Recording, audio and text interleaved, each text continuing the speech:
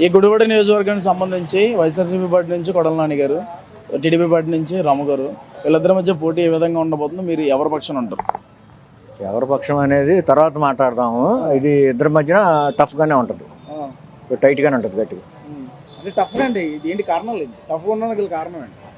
అంటే ఇతను పరిచయాలు ఉన్నాయి కొడాల నాని అని అతనికి 20 సంవత్సరాల నుంచి. అతను కొత్తగా వచ్చినా అతను ఫ్రెష్ క్యాండిడేట్ అయినా అతను గుడివాడకి అభివృద్ధి అది చేస్తాను అది అంటున్నాడు. ఒకసారి అతను కూడా చూద్దామనే ఆలోచనలో ఉన్నారు. ఓకే, ఎంత శాతం వరకు ఉండొచ్చు మీరు చెప్పింది? ఎంత 10% తెచ్చి ఉంటుంది. ఇప్పటివరకు 4 సంవత్సరాలు ఎటువంటి అభివృద్ధి కార్యక్రమాలు జరగలేదా? జరగలేదంటే 15 సంవత్సరాలేమో గవర్నమెంట్ వేరుగానే ఉంది, ఎమ్మెల్యేగా ఉన్నా సరే గవర్నమెంట్ వేరుగానే ఉంది. ఈ 5 సంవత్సరాలేమో పవర్లో ఉన్నా కొంచెం జరగలేదు అని చెప్పాలి, ఒక మాటలో చెప్పాలంటే. ఏంటి ఇప్పుడు ఒకరి గురించి మాట్లాడాలన్నా భయపడతారంట స్థానికంగా, ఎందుకు? ఎవరి గురించి మాట్లాడడం భయపడాలి, ఎందుకు భయపడాలి? ఏదైనా ఓపెన్గా చెప్పుకోవడానికి కారణం అదే. అదే ఎవరి గురించి మాట్లాడినా భయపడుతూ ఉంటారు. భయపడాల్సిన అవసరమే లేదమ్మా, అసలు ఆ మాట లేదు. ఒకరి గురించి మాట్లాడాల్సినప్పుడు భయపడాల్సిన అవసరమే లేదు. ఉన్నది ఇదే చెబుతున్నాగా నేను. ఇతనికి పరిచయాలు ఉన్నాయి 20 సంవత్సరాల నుంచి. వాలంటీర్ వ్యవస్థ ఎలా ఉంది? ఇది దాని గురించి మనకి లోతుగా తెలియదు. మనకు వాళ్ళతో పెద్ద ఇది పనులు తక్కువ. నేను ఎప్పుడు వెళ్ళలేదు నాన్న, సచివాలయాల గేటుకి ఎప్పుడు వెళ్ళాను. వెళ్ళాల్సిన అవసరం రాలేదు, వెళ్ళేది ఉంటే వెళ్ళే అవసరం ఉంటే అతనికి ఏమైనా తెలిసేది. ఇప్పుడు ఏంటి మన రాము గారా కొడాల నాని గారా? ఎక్కువ % రాము గారికే ఉంది. మన గుడివాడ నియోజకవర్గంలో కొడాల నాని గారా లేదంటే రాము గారు, ఎవరికి ఓటేస్తారు? రాము గారికి వేస్తాం. ఎందుకు?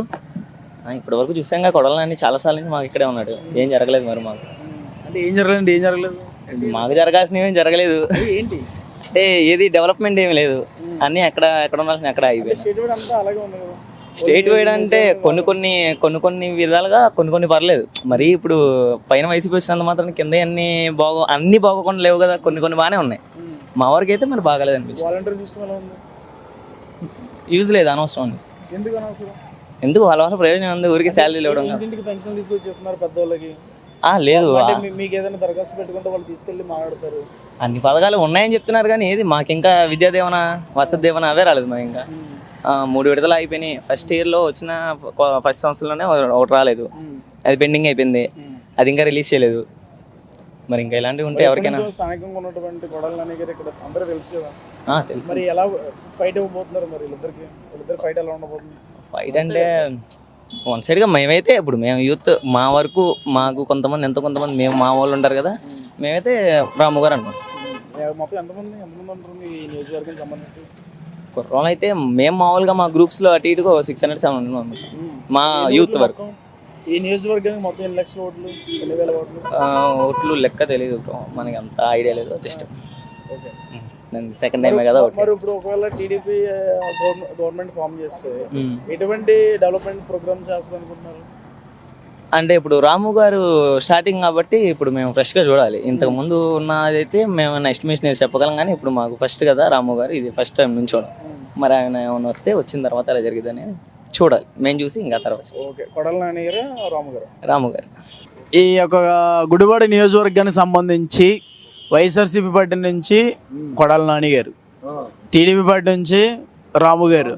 సో వీళ్ళిద్దరి మధ్య పోటీ ఎలా ఉండబోతుంది? మీరు ఎవరి పక్షం నిలబడుతున్నారు? మేమెవరి పక్షమే ఉందండి. ఇప్పుడు పోయినసారి నానికేసాం, నాని గెలిచాడు. అంతకుముందు నానికేసాం, తెలుగుదేశంలో ఉండగా కూడా నానికేసాం, నాని గెలిచాడు. ఈసారి అంటారా గుడివాడ రాజకీయం ఎలా ఉంటుందంటే ఆ వాళ్ళ పంపకంలో ఉంటుంది. ఆ వాళ్ళ అతను తీసుకొచ్చి పెట్టారు విజయవాడ మన అవినాష్ గారిని. ఈ తెలుగుదేశంలో ఉండే వాళ్ళందరూ నాకుడు కాళ్ళే అయ్యా.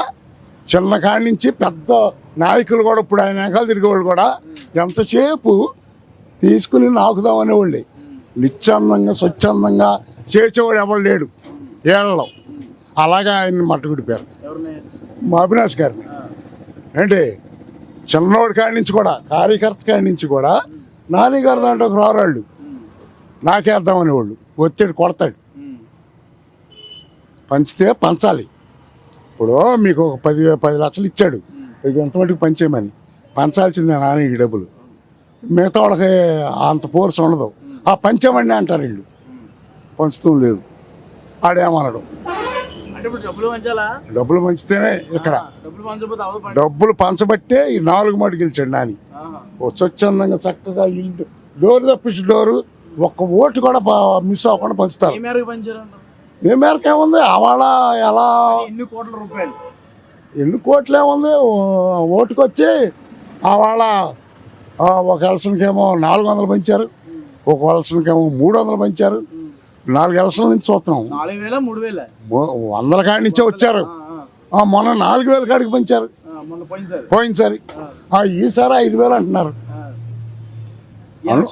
అనుకుంటమే ఎన్ని రోజుల ముందు పంచుతారు? 2 రోజులు ఆ రోజు అంతకు ముందు రోజు బాగా టైట్గా ఉంటే అంతకు ముందు రోజు పంచుతారు, లేకపోతే 6 పంచేస్తారు అంతే. సో ఇప్పుడు ఇక్కడ ప్రధానంగా చూసుకుంటే అభివృద్ధి కార్యక్రమాలు ఏం జరిగాయి? అభివృద్ధి కార్యక్రమం అసలు రాష్ట్ర వ్యాప్తంగా అవ్వలేదు కదా. రాష్ట్రానికి డబ్బులు అయ్యి రాష్ట్రానికి వచ్చే డబ్బులు అయ్యి మరి ఇన్ని సంక్షేమ పథకాలు ఎత్తున్నాడు, ఎలా ఇచ్చారు? ఎక్కడ అన్ని ఫ్రీయేగా ఇచ్చేయన్ని ఫ్రీయేగా. ఒడ్డు నేను ఎప్పుడు సంక్రాంతి పండుగ కేసా ఇంతమందికి నాకు 10 రూపాయలు పడలా. ఏం చేస్తాం? రైతులకి ఏమన్నా బాగా జరుగుతుందా? ఏం జరిగింది? ఏంటి జరిగేది? మొన్న 4,000 వేసాడు మళ్ళీ. ఎప్పుడు ఒక 20 రోజులు అయింది. రైతు భరోసాని వడ్డీ డబ్బులు అసలు ఇలా. సరే వీళ్ళిద్దరి మధ్య పోటీ ఎలా ఉండబోతుంది? నాకు తెలిసి అయితే నేను అనుకుంటామైతే నానియే గెలిపిస్తారు. ఇక్కడ కొన్ని వర్గాలు ఉన్నాయి. ఎన్ని వర్గాల సమూహం నాని గారి గెలుపు కారణం? నాని గారు ఒక పెద్ద వర్గం నాని గారు కావాలి ఇక్కడ. కావాలి వాళ్ళకి ఇక్కడ నడు రోడ్డు మీద తిరగాలంటే ఒక వర్గానికి నాని గారు అయితేనే, ఇంకోళ్ళు అయితే వాళ్ళకి కుదరదు. అందుకనే అక్కడ బాగా పెచ్చింగ్ వర్గం వాళ్ళే, డబ్బు పంచగలిగిన వాళ్ళే, పంచేవాళ్ళు వాళ్ళే. అందుకని నాని గారిని గెలిపిస్తారు. అదే మరి ఇప్పుడేంటి పాపం, ఇప్పుడేంటి రాము గారు పాపం సంవత్సరం నుంచి కుస్తీలు పడుతున్నాడు. ఇదే రాము గారు 4 ఎలక్షన్లకి నాని గారికి డబ్బు పంపించాడు అమెరికా నుంచి. అలా ఆ వర్గం ఆయన పోషించుకునే వాళ్ళు ఉన్నారు. అలా కావాలి ఆయన. మరి వీళ్ళిద్దరు వ్యక్తులు వెనకాల ఏ వ్యక్తి వెనకాల నిలబడబోతున్నారు? ఎవరు? మేమా? మీరు? నేను రాము గారు. కొడాలి నాని గారే.